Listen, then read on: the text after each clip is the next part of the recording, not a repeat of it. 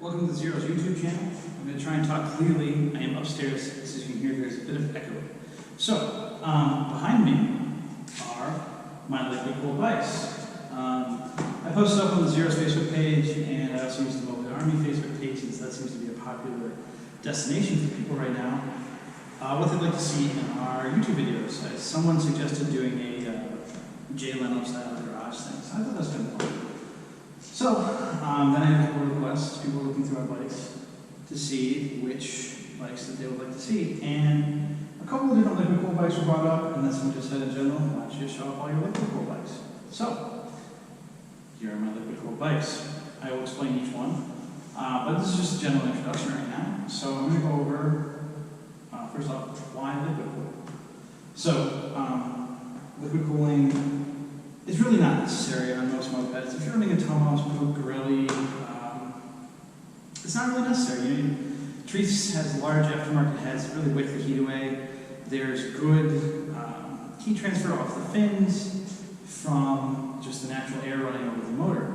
However, as you may have noticed, these are all French bikes. Peugeot, Motorcane, Peugeot, Motorcane, Peugeot, Peugeot. Motorcan. I'm sorry for those who are picky. So the problem with French bikes, particularly Peugeots, Motorcanes to an extent, but not as egregiously, is when the motor rocks back, only the head is exposed. So you lose much of your cooling surface and losing the exposure of your fins to the air passing over. And then these are very high RPM bikes. They're variated. Some of them dual variated in a sense. All of these are single variated. Some of them do run clutch pulleys, but these are primarily you're just running a variator in front with a fixed pulley in the rear. Some of them have clutch pullleys. That all said, they all are prone to that heating issue. Motorcanes, like I said, not as much.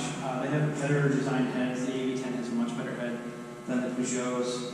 The Peugeot does have the TSM head, if you're familiar with those. They are a little wider, kind of like a Magnum cylinder compared to a Maxi cylinder. Same bore, everything's the same inside, but they have a larger fin pattern to conduct heat better, and I do use those on some bikes. However, I can't really cut my own heads. They have enabled spark plugs, so I have a hard time, just taking those to say put on a lathe and letting the lathe do its thing. So I've gone liquid cooled. Now there are 4 liquid cooled kits available, which I will show you, and there are also liquid cooled heads, which some are available. Most I've made work from other things, and I'll show you those as well. Now, for all my liquid cooled bikes, I do run thermosaving. Thermosaving means no pump. It's a pretty basic system. Heat rises, cool sinks. So if you plumb your pipes, whatever, your tubing for your radiators or your liquid cooled setup, it shouldn't really have any issues. Obviously, running a pump is more efficient. However, I find for simplicity's sake, and the fact that these are mopeds, and I'm not running any of these on the track yet, besides this one. I did build this one for a race, but I'll get to that one later. I think thermosaving is fine.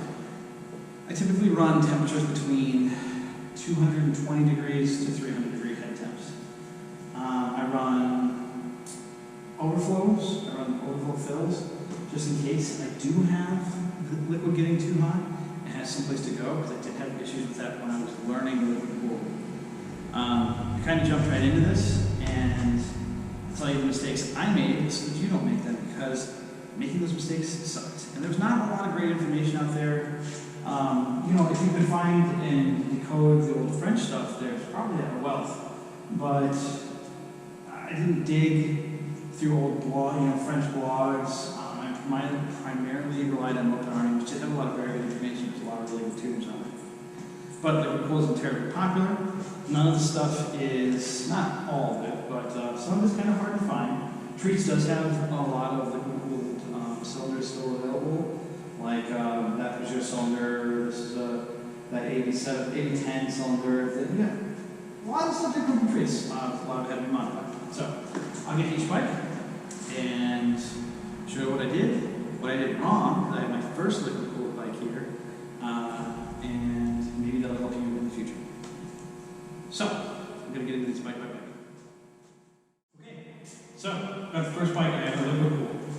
lot of mistakes on this bike. Some are still present on the bike. It does run fine, but I can show you how to make it run better. First off, my initial mistake when I was running liquid cooled, sorry. The first mistake I made was a closed system. It wasn't on. This is my first full liquid cooled bike, so I'm going to start with this one. Now, when I say a closed system, I mean you've got your cylinder, this is a full liquid cooled jacket, and then my tubing lines and a radiator. What I have back here is an overflow. So if the liquid gets too hot, it can overflow through this line here, and it'll go into my bottle. As it cools down and gets sucked back into the system, it just kind of keeps filling and refilling itself as necessary. The reason that you have that overflow, particularly on this bike, is because I made a mistake. Now, this cylinder on this bike is a repop of a stock Peugeot 103 cylinder. Late models were liquid cooled. This is a repop of it. So, I was able to run it and it was kind of forgiving. Because, it's not. So, what you want to do, the thermostat, because heat rises, you want the top of your radiator, the top inlet, you want that hose to be connected to the top of the cylinder. Now, when I say that, if you look at one of these cylinders, and I'll probably show you one a little bit later, if I can get to it a little better, they'll have an inlet usually on the side and an exhaust on the top. And so that way, you've got, as the heat rises, it's going to push the hot liquid out the top. It's going to go to the top of your radiator, and as it cools, it's going to sink down as the air runs over it, then go to your inlet tube. Your inlet tube should go to the side of your cylinder. I did this one wrong. First bite. On this, I ran the top tube goes into the side of the cylinder. This should have your cool inlet coming, so that cool liquid is hitting the side of the cylinder and wicking away the heat. I have the top running to the bottom. As the cool runs down, the cool flows through this tube and should enter the cylinder on the side and get hot. I have them reversed. The other problem with this bike is these are way too warm.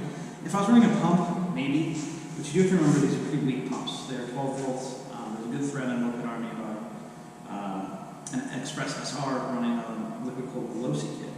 And he has a huge radiator, really big. It's really able to cool things down. However, the radiator's up here, the cylinder's obviously on the bottom of the bike, where it is, and he has a pump, and the pump can't really bring that cool liquid up to the top to run through. On this bike, this is a very forgiving cylinder. This is not a fast bike. This is not a high-revving bike. It has a circuit pipe, it has a 15 shot. My head temps on this run, let's see what all time was. 400 degrees, not the cylinder. If you follow our YouTube channel, I did a couple different 50cc cylinders on this particular bike, and some of them got hot, particularly that Aguila, as you can see if you look back some of our videos. However, this one is probably one of my hottest running liquid cooled bikes, and it runs around 300 degrees. You can hold it wide open forever. So I've just never replumbed those lines. I've learned my lessons and just enjoy the bike for what it is. If I were to make it faster, I'd probably do those lines. So I'm going to go ahead and start each one of these bikes after I explain them. So I'll be doing that with this one in just a second. So let me, now that I've showed you my mistakes, let me tell you what this bike does and what it is. This is the first Peugeot motor I rebuilt. This is a Technics cases, so those are the 3 transfer cases. Some people said that those are SPX cases, and they very well might be. My knowledge about that, I don't know. All I know is that I do like these cases. They've worked very well for me. They come with pretty good bearing conceals. There is always an exception to the rule. If you, again, check out my other YouTube channel, there's a video called Lay Fucked, and that is when I installed another Artec crank in one of these motors and started it up, actually on this bike. And you just see the crank walking all over the place. That one came with there. Bad things. You know, you win some lose some. So anyways, cylinder, Artec crank. The cylinder is a aerosol. It is a repop of the stock late model Peugeot cylinders. And then I have a 15 shot. I have a late party on there with a static box. This is timed to 1.1 for top dead center. It is a little aggressive timing. I have switch some of my other bikes to a little bit less aggressive. I usually run 1.4 millimeters before top dead center on my 70cc bikes. It's really in an effort to keep it cool while still having an aggressive bottom end. And also because of the late parties have a tendency to slip their timing. It's not really the late party's fault so much as the taper of the cranks in these Peugeots can be problematic. So that's the motor, just running a stock engine spring. I've got a Simonini circuit pipe. This is a radiator off of a XK80 dirt bike, just Home Depot plumbing. Then I've got my all-important overflow bottle, which is mellow yellow. Hasn't melted yet, so fault me if you will. So I haven't ran this bike in a couple months. So we're going to see if this starts.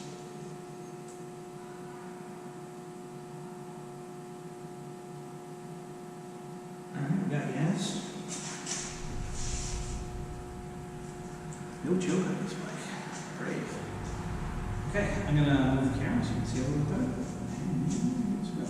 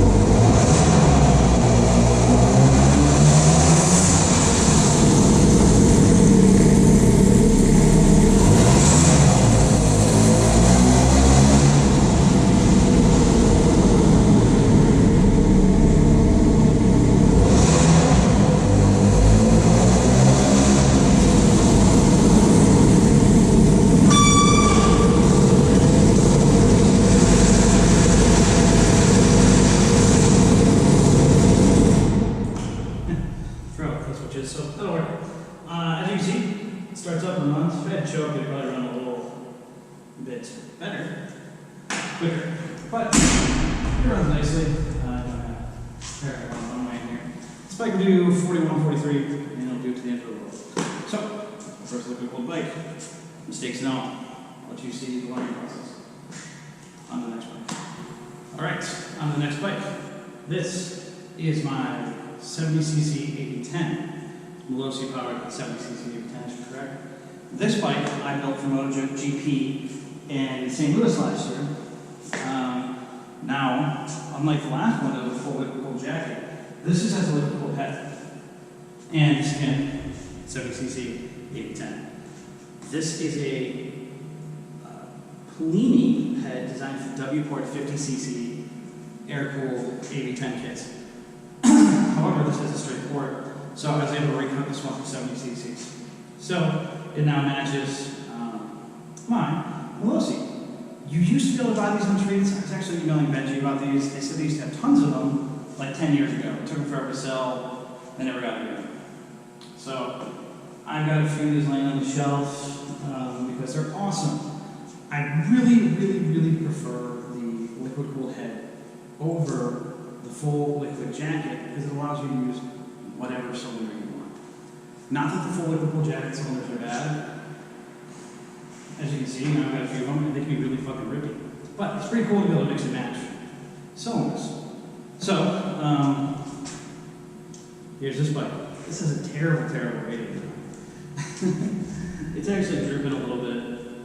But this is a Polini Snake radiator. It has horrible reviews on trees. And it absolutely earns them. Now you might argue it's not in the greatest position. Well, it's not at the moment. It usually sits up a little bit more straight. But it sucks. The radiator, it's small, it has no cooling area, and has no built-in overflow. I had to make one myself. And this was the first liquid cooled cylinder, or not cylinder, this was the first radiator I used on a liquid cooled bike, and had all sorts of problems blowing lines because there was no overflow. So I just assumed that it was supposed to be a closed system, as I mentioned on the bike prior. That's already reviewed on there initially. And I blew lines a couple of times, which, let me tell you, is super not fun. That when a liquid becomes gas, it's still very, very hot. So it's no fun to blow that out on yourself. So that's on there. This one makes pretty aggressive use of the overflow bottle, but it works. I took this to the Pittsburgh rally last year, and I actually had to leave the rally probably about 3/4 of the way through the ride because I kept following the plugs. It was actually running so cool. I did jet it with the intention of being on the track at MotoGP and pretty much being wide open all the time, as opposed to, going rally speed, which is what it turned out to do. So it does run very well. This has a unique pipe on it. This is the Leo Vinci pipe for the Motovacane. Some people hate these pipes. I have not loved it in the past. But for this setup, and considering that I was going to be running on the track, this pipe rocks. I'm running a gas shock on this. If you can see it under the motor there, it is a 50-pound resistance, which is a little heavier than I typically run, but this bike, particularly with this pipe, very, very, very snappy off the line. Just likes to really give it a lot of torque, but then this pipe ends. Most French pipes, like right up to the motor, not this pipe. This pipe will do 48 miles an hour. It's running below stock gearing. Stock gearing is like 1056 or 1156. This is running 1056.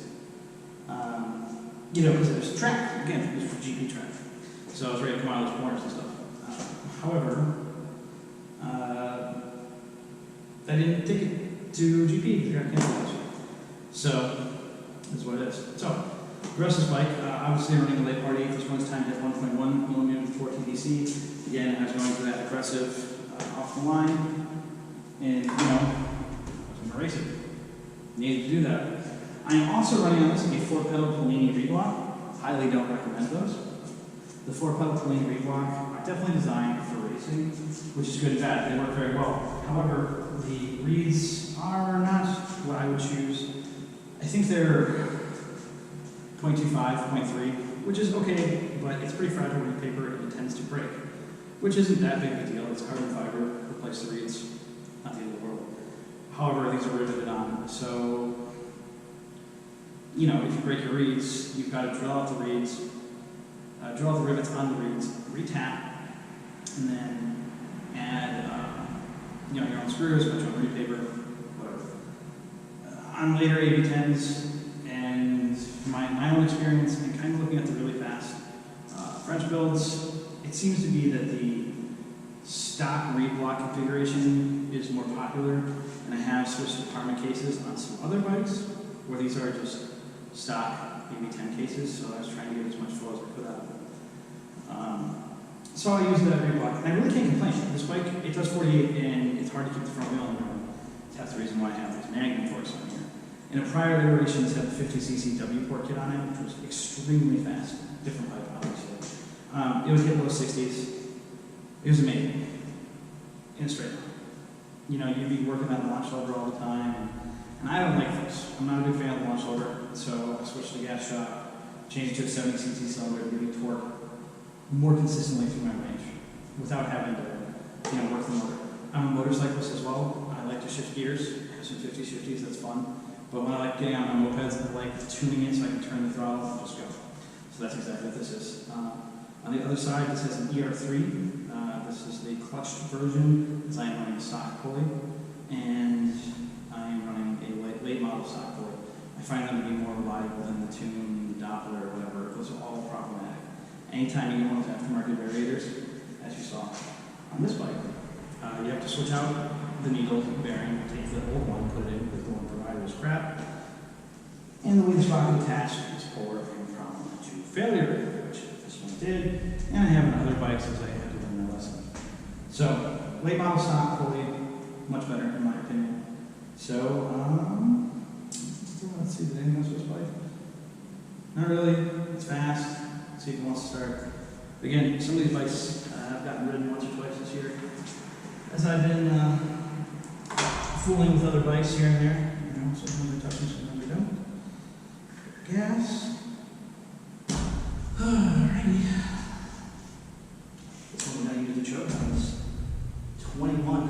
VCP. For those of you who don't know, the good old Motorcane trick, there is no starter on these ER3s. They are designed for the racetrack or kickstarted intent, which, as you may have noticed, this is not. So, can't see, but if you need to know how to do the card trick, it's probably not right here. Cardboard. Take your little cardboard, shove it behind your ER3, put your belt on, power the gas strut, see if that's enough. Let's see if this wants to start. Again, turn the camera for you so you can see what's going on.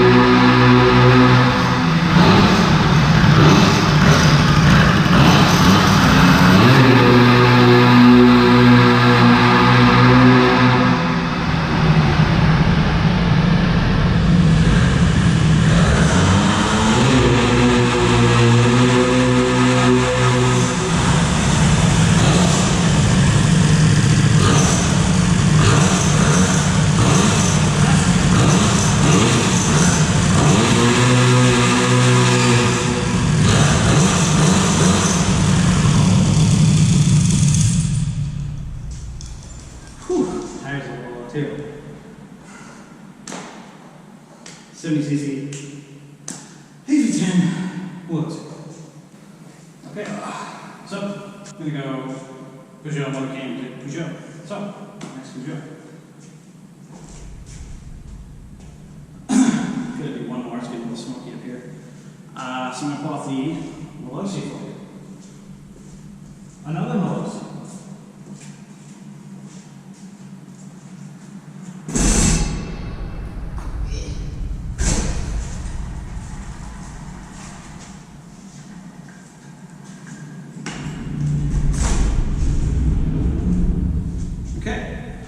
This is my 70cc, well it's actually 64 cc's, 46 millimeter Malossi Peugeot 103. This is similar to the other bike that I showed you, besides they didn't make as many mistakes. Actually, this bike is very fast. This is running the new Doppler straight cut pipe. Really interesting pipe. I do think it works a little better on Motorcanes than Peugeot's, but it does work on this bikes. Now, the thing with that is, it's a big pipe. The Motorcane's a longer stroke, so they tend to benefit a little bit better than the Peugeots do from the bigger chamber. Like this bike will do 56 miles an hour, and it'll be at like 280 degrees. It runs great. Very fast getting out there. However, unlike this bike on a Motorcane, it is problematic with the how it works. If you're riding with a group of people, and I'm not saying other bikes or other zeros are slow or anything, but look, a coupe just takes off not as fast as a Motorcane or a Peugeot. These are varied. So if I take off with, say, a 50 mile an hour coupe, and I try and accelerate with them because we're riding as a group, we're probably only going 35 miles an hour, tops. This bike doesn't take off well. And it's not for lack of tuning, it's just that pipe is so big. I can swap out the pipe and take off slow, hit it, roll onto the throttle, do whatever I want, and blow them out of the water with the pipe. But it will be a little bit slower. With this pipe, I'm either all or nothing. You need to go wide open, let that chamber fill up quick, do its thing, and you'll fly off the line. But if you're just kind of like, okay, I'm going to accelerate with a group of people, this is a dick move to fly ahead of everybody, this isn't going to work that well. But it's a cool pipe, it's nice to have another option. If you have any questions about this bike, please feel free to leave them comments below, because I do have some photos about how to de-restrict this pipe, because it is restricted more so than the standard Doppler pipe. There are two restriction points in two different parts of the pipe. One is not loose, like the regular Doppler restriction. It's actually in the bath of it. Take the entire thing apart, cut a section out, put it back together. Very annoying, but worth it. Beautiful pipe. Doppler quality is always excellent. So, moving on. We have a full liquid-cooled Malossi kit. Now, this is the same Malossi cylinder. Pretty much everything is the same. Transfers, port timing, yada yada, as the Hobbit variation of this cylinder. They are excellent cylinders. But this one happens to be on a Peugeot, which is cooler than a Hobbit, in my opinion. That I got obviously at a party. This one is timed at 1.1 millimeters for top dead center, because again, I really need that low end bounce on this bike. Because the shorter stroke Peugeots, shorter stroke compared to the other French Compo, the Motor King, do tend to have issues taking off. Now, on this one, you can see that I corrected a lot of my mistakes. It's plumbed properly.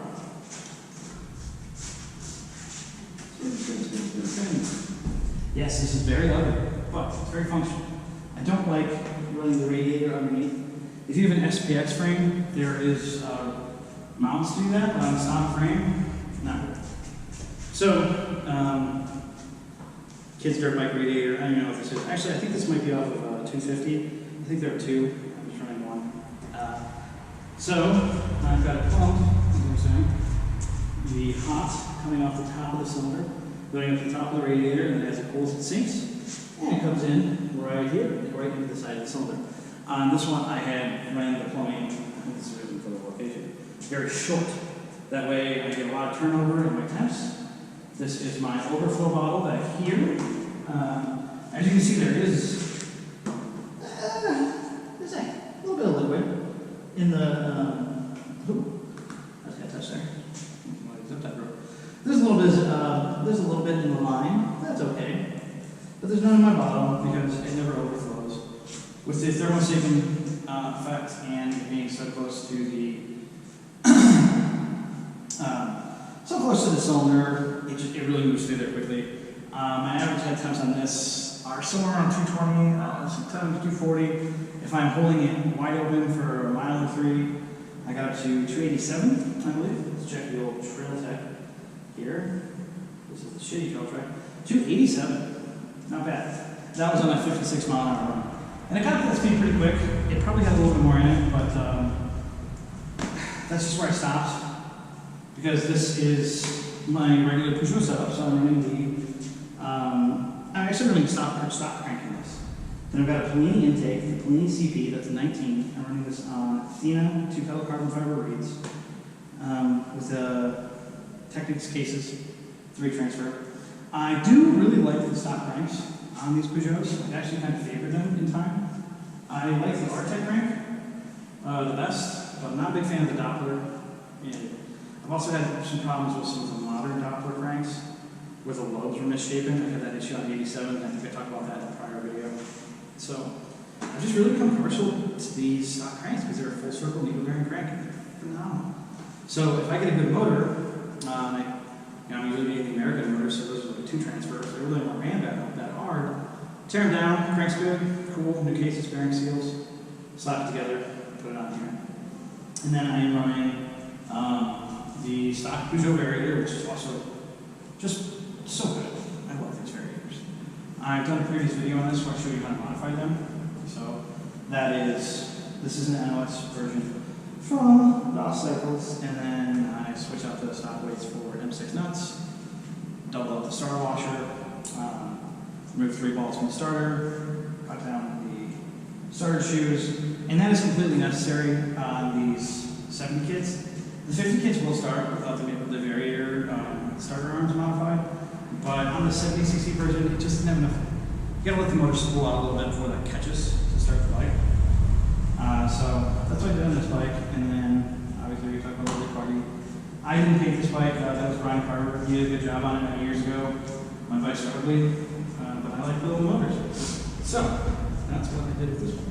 So, let's see if there's anything else to talk about on this bike. I don't think so. Yes, my radiators are good, but extraordinarily functional. Take that, Damon. I do have my light hidden back here in the toolbox. You can see it. See it when I start the bike. So, no cardboard trick required with this one. As you can see, it's super dusty here. So, push starting these French bikes is just fun. Fun for the whole family. So, let's see this one. Let's start up first real quick. Move you again.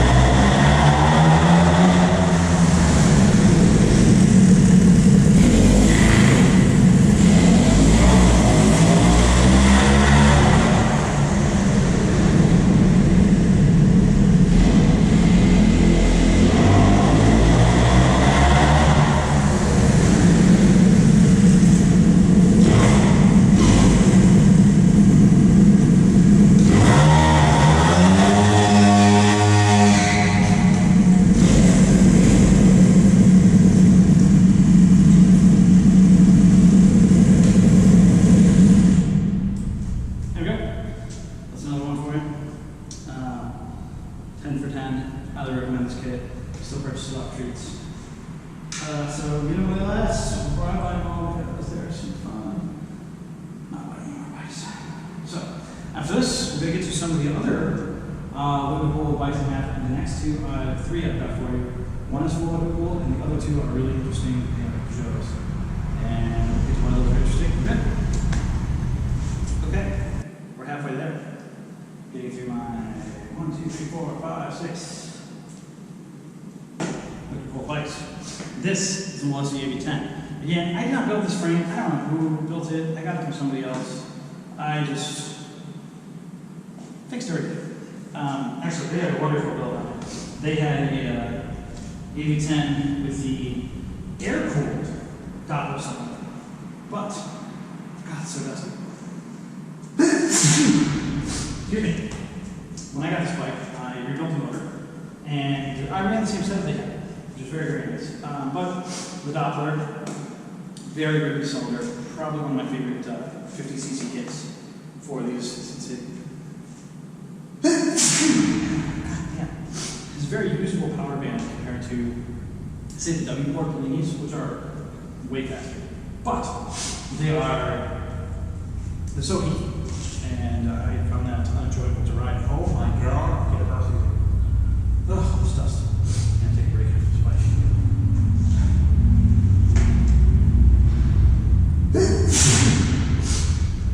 This is a one-take YouTube channel, as you can see. I'm not fucking doing this. So, yeah, they had pretty much the full Doppler set. It was pretty cool. They had coping stages, which some people don't love on motorcades. I don't think the quality is quite up to that of Peugeot, but I am a fan of them. Oh my God, making all this stuff myself. When cleaned up, they were fun. So they had Doppler kit. Doppler engine spring under there, running red spring, Doppler pipe, standard, as the Street Cup is not available at the time. But I'd probably still choose this bike anyway, to be perfectly honest. It's more well-rounded, and that's really saying something, because it was a very high-rounded bike. So, I rebuilt the motor, Doppler crank. Doppler crank, Texas cases, late party. I did time this one at 1.4 millimeters before top dead center, because I wanted to have a little bit more safety in my running times. As for this one, I spoke to you guys earlier about not liking some of the plain radiators of Plain Snake. This plain radiator is fucking awesome. This one attaches to where the stock wheel attaches, so you can see that's hard mounted. And then I have this my housing ram, which I'm actually a little bit low on coolant at the moment. My hot's coming out right from the top. Cold mounts the side of the cylinder. Again, as with all my bikes, thermosafe. I have my overflow on the back. As you can see, there's no fluid in there because this one runs cool. Well, cool comparatively. This one runs 280 to 300, depending on how hard I'm blasting. And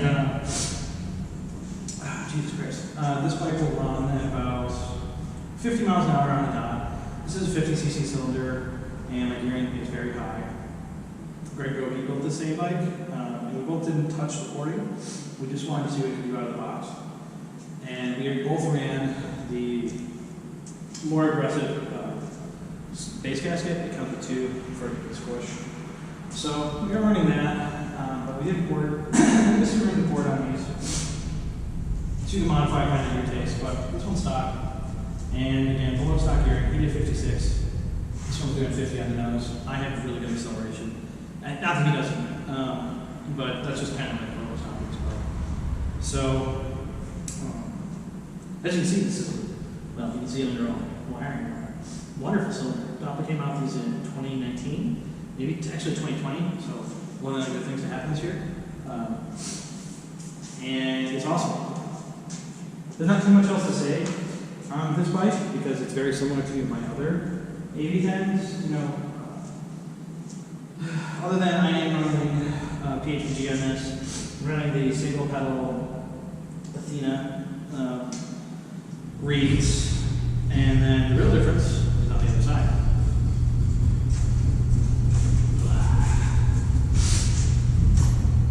And I'll tilt the bike for you so you can see that. So, this is a bike that benefits hugely. Motorbike is more so than Peugeot. It's just my experience. Maybe I'm wrong. I don't know. Running a Doppler pulley and the clutchless ER3, and this bike is a monster. It will lift that front wheel up all day. It's got a 19 PHPG. This bike just rips. I feel the 50cc bikes benefit more from the clutch pulleys than the 70cc's do. The 70cc's inherently have more torque. It's a bigger cylinder, which I do. These 50s, though, as far as Peugeots go, or Motorbikes go, do rev higher, a little less vibration, which is good, so you don't want to break off, say your engine mounts, so you're seeing happen on the bikes. And this is a rigid, that's why I put this big old comfy couch seat on it. It's not quite as cool guy looking as what was on there before, but protects my butt, which I appreciate. I use that every day, so keep it in good shape. So, that's that. If you got any questions, please pop them below. I can give more detail on any of these if you would like, but I am giving you pretty much the basic rundown on these things. These are my favorite Frenchies. She knows the zero slot. It's getting real dusty up here. This is going to be my last one. So, the advantage of these pulleys, this seems like a stupid thing to most people, most other types of bikes, is you can just push start these. So, no need for cardboard. I'm going to turn you around and get this thing started.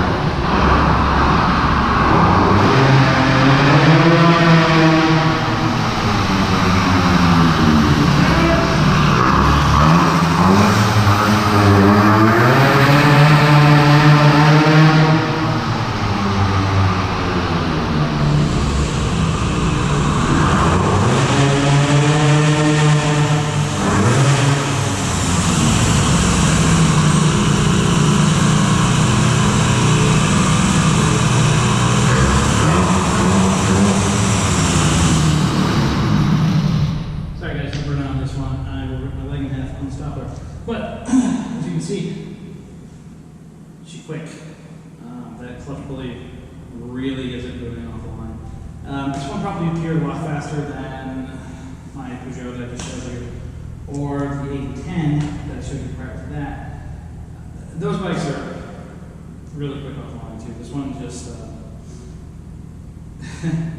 well, it heats up quicker. Those bikes work at temperature. I'm running low and cooling on this one, so boom, I'm already at 130 degrees, so I was able to actually get going. But limited space in here, so that's what it is. Another one down.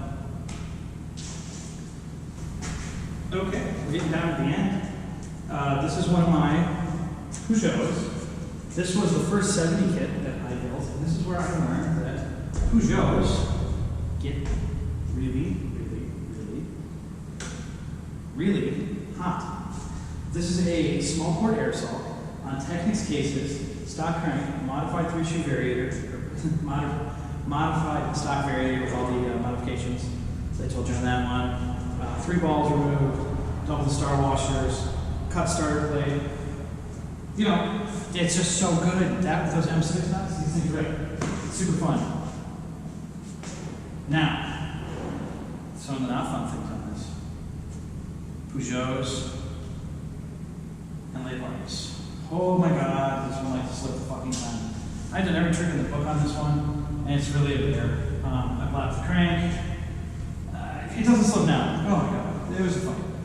This one is also running the Polini engine spring, which is only available for Peugeots. Some people say they don't really like this because if you take the belt off, it can fall off. However, I prefer this to the Doppler engine spring.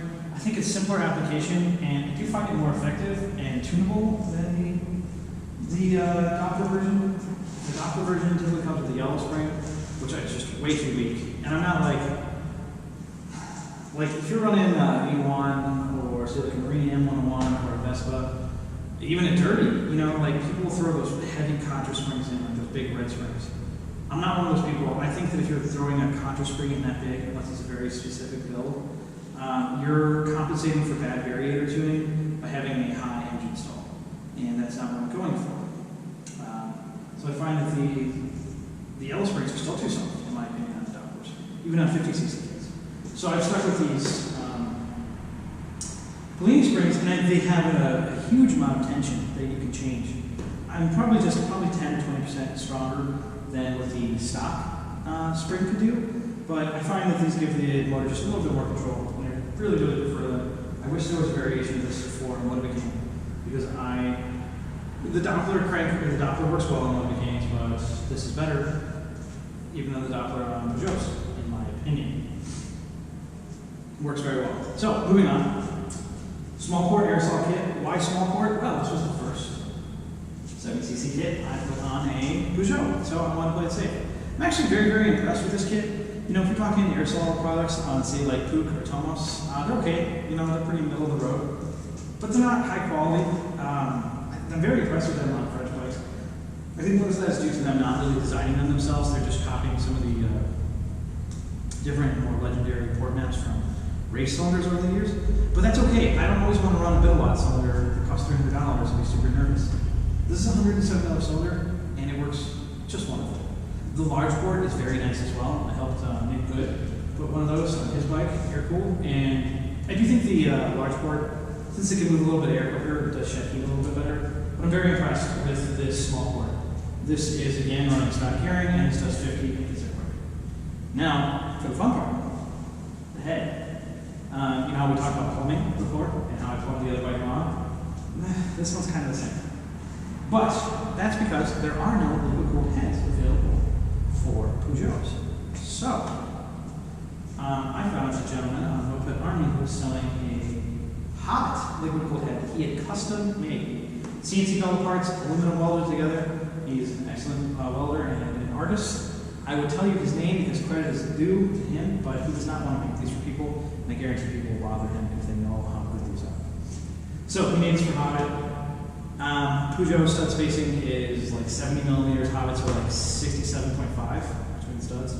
So I just blasted these out to 9 millimeters. So these technically have 69 millimeters between the studs. Nice. Where it should be 70, so it's a little bit of bend, but I felt like if I drilled them out any further, I was going to have some issues. So I just ran some longer studs. These are just M7 studs, so I just got some long version. I think Malossi makes those studs, whatever. We got a couple bucks. Threw that head out, and bam, my head touch came in.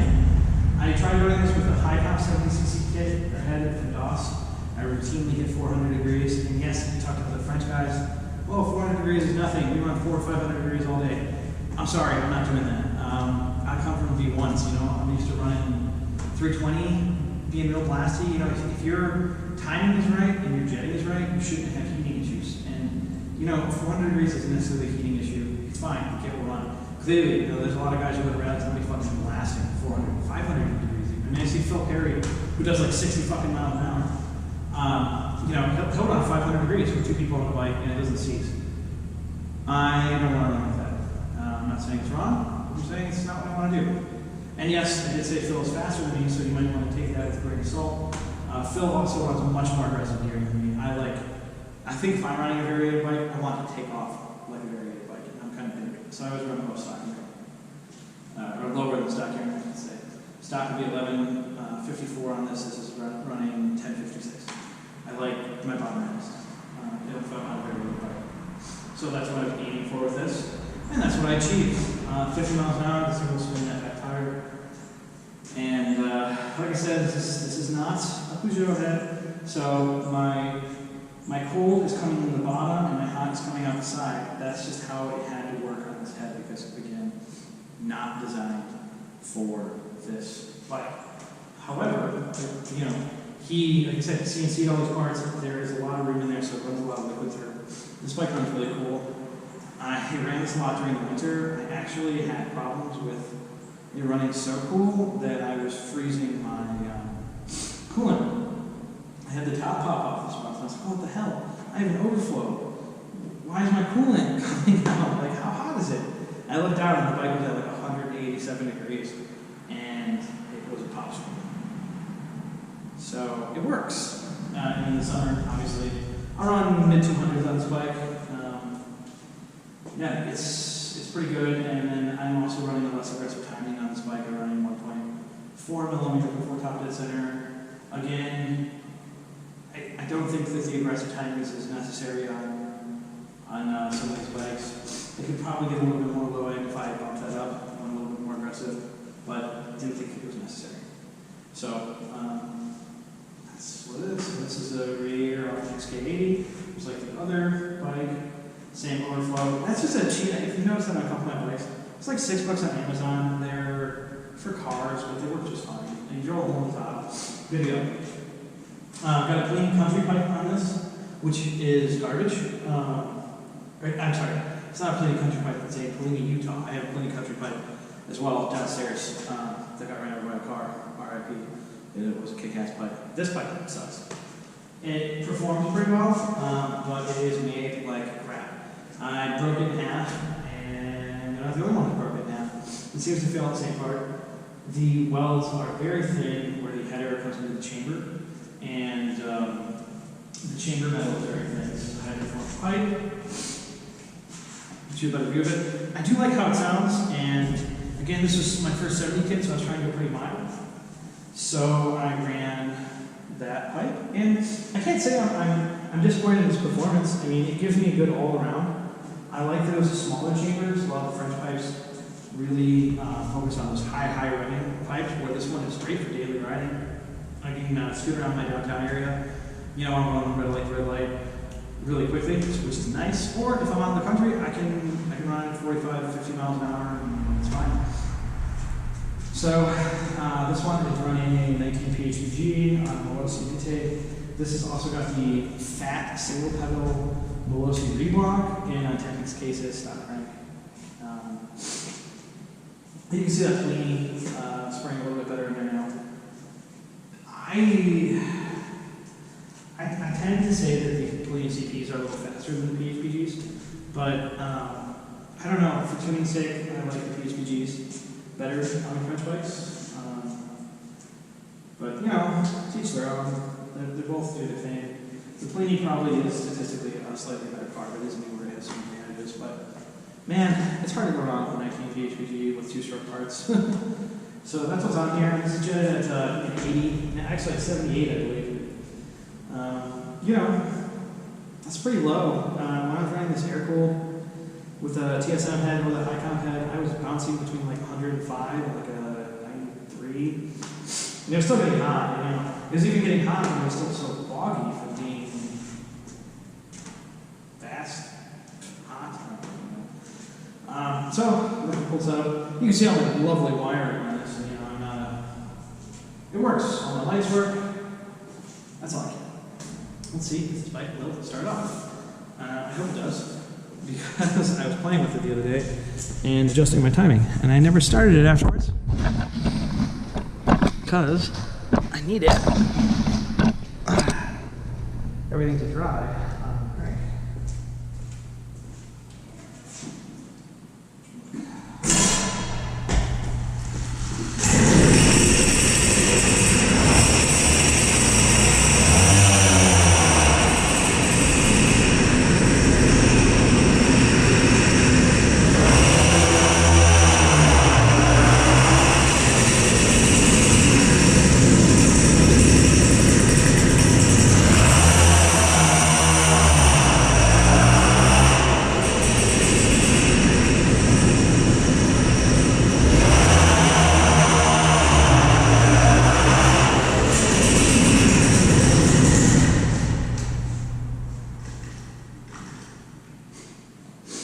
Well, it figures that my starter clutch would lock it up when I'm test driving the video for you.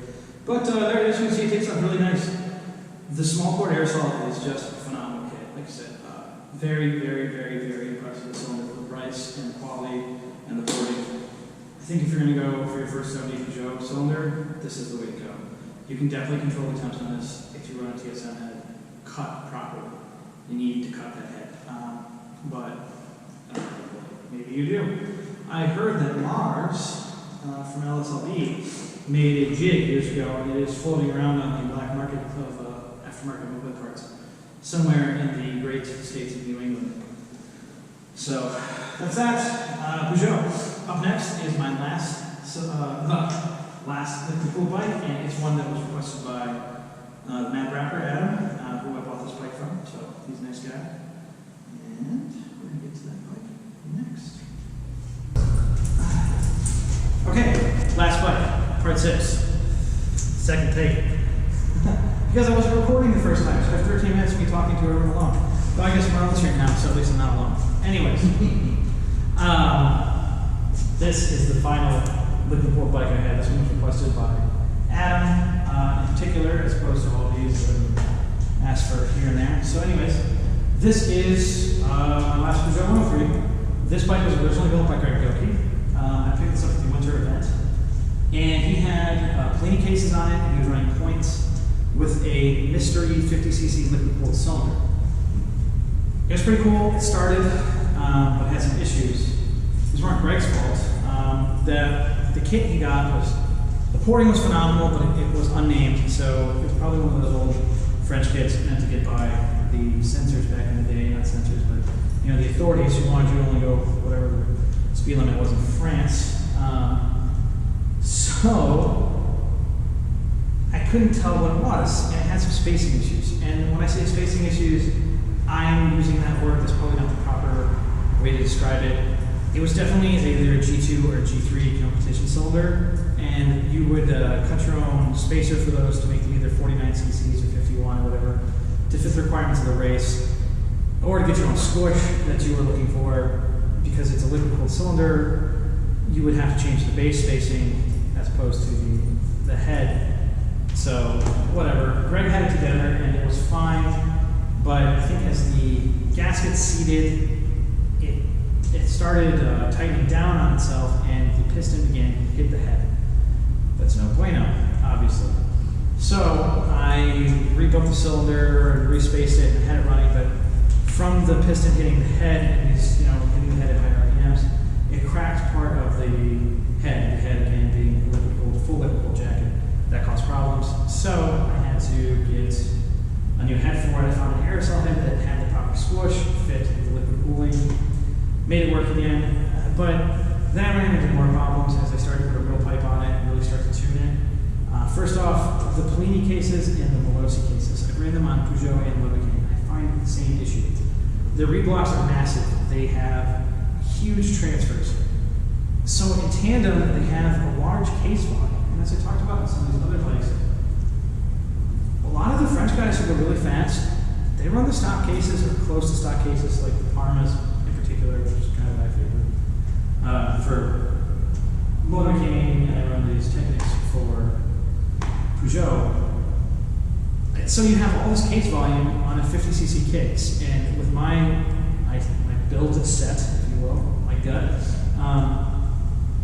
man, you can scream. I think I'll probably do 13, 14, 15K, but getting off the line sucked. And even with different engine spring variations, which again, on this one, as I talked about with some of my other bikes, this is running a Doppler with a red spring, because I can't run the Polini on this one. Somebody cut the frame apart, not very good, so I couldn't run that. So I'm running this type of spring I could run. Again, I don't want to run a launch loader. The bike just didn't take off right. I really didn't like it. And I knew a lot of it was due to that case volume issues. So I switched over to the Technics cases, which I have been running on many of my bikes. And I built them with an RTEC crank, and I put a liquid-cooled Doppler kit on it, liquid-cooled 50cc Doppler kit, which, hence the pipe, Doppler, Doppler, Doppler, what can go wrong? It's the same thing as the V10, sitting next to Merlin over here. Really rippy, I already showed you the bike.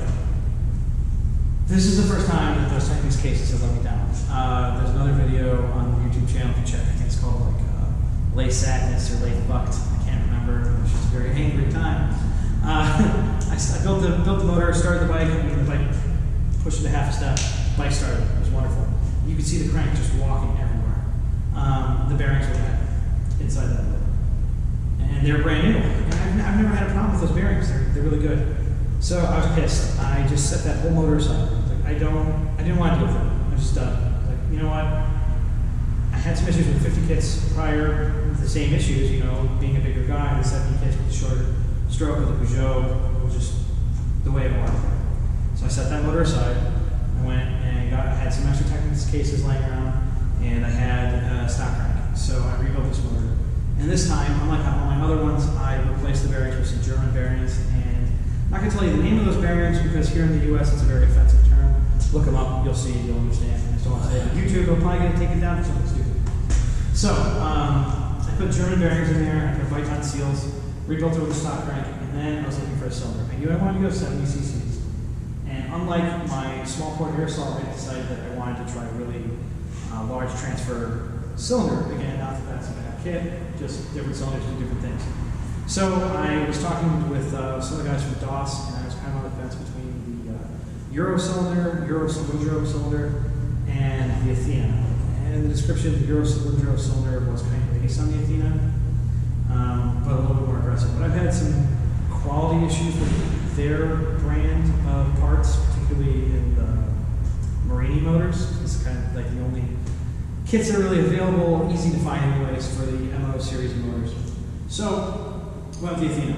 Very impressed. You know, aux ports for the exhaust, just really rippy cylinder. I didn't port it. I just case matched really well, slapped it on those Technics cases, and I put on a late party. And with this one, I went with 1.4 millimeters for TDC because I was a little worried about heating issues, and I didn't want to be too aggressive on the bottom end because I didn't want to slip the timer, which is what I'll come to next. I got really lucky and I found some China nuts. And yes, I had to use China because the thread pitch is 10 by 1.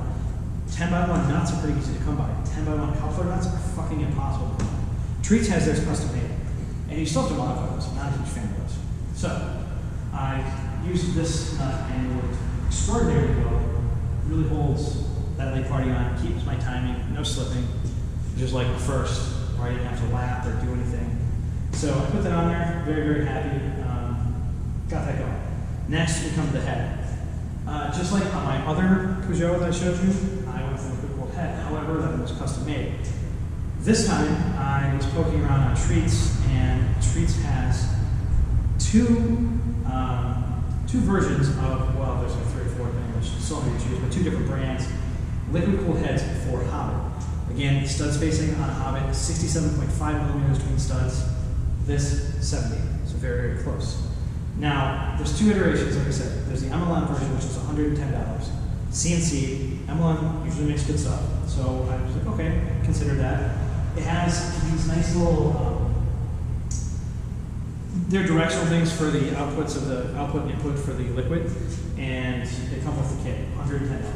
The other one was about $125, and you had to buy those. Those were CNC, handmade. So, you know, you might be spending about $200 on that other head, where this one was $110 off the board. And I'm doing this with the intention of trying something new. So if I'm going to screw something up, break it, I'd rather spend $110. I'd rather not waste any money. But I'd much rather spend $110 than $200 to break something.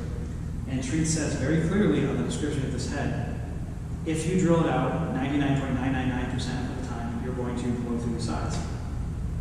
And they're designed for 7mm studs, as Treat says, barely.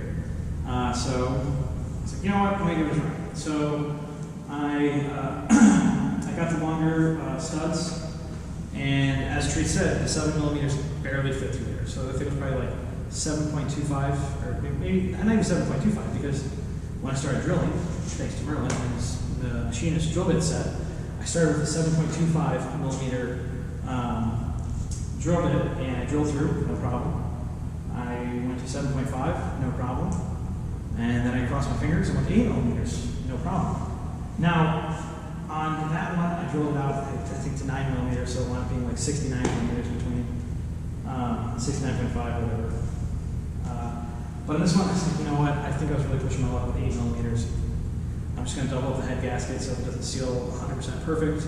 That should negate any leaks, and put it on, which I did. And it was a very tight fit, but as you can see, it's on there, and it works very well. I was a little worried about this head for another reason. The output and input on this head are mirrored. So as you see, this is the input for liquid, and the output is on the other side. So I was worried because, you know, hot rises, as we talked about with the plumbing on these liquid cooled setups. Don't want to make sure it worked right. It did, actually, and I was very, very impressed. We went for about a 40-mile ride. Probably about 20, jeez. And it was the first ride for 5 out of 7 bikes riding, so we didn't go too far. First 10 miles were about first video. This bike did great. We were going at about 35 miles an hour. You know, we're riding with a pack. There's no need to go any faster than that. Doing about 35 miles an hour, I was bouncing between 220 degrees and 250 degrees in the head, like nothing. And it did really well. So, when we got down to the end, everyone opened up. I didn't have my GPS on, but Phil, what I mentioned earlier in the video, was riding my Maxi, and he had his on.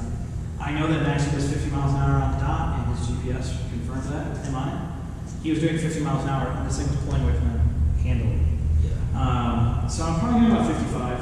And it definitely could go faster. Again, I talked about the gearing on some of my other Peugeots. This one I'm actually running 1060 on. So I'm running way above stock. Like Phil Perry's 60 mile an hour bike runs 1145. So my gearing is world tire. So this is probably spinning close to 12K pretty easily. And it's got a Doppler pipe on there. And, you know, those are what they are. Like, I thought it was a little boring when there's so many cool options for these. But again, I was going to run a Doppler cylinder, so Doppler pipe, Doppler cylinder, Doppler spring, just Doppler, Doppler, Doppler. It's going to pair well. That's what it works over here on that 8010 that I showed you earlier. So, that's on there. Did I already say this? I feel like I already said this part. I had to do this twice, so I might be talking, I might be repeating myself. So yeah, that's that. Stock variant modified. Let's start this thing up.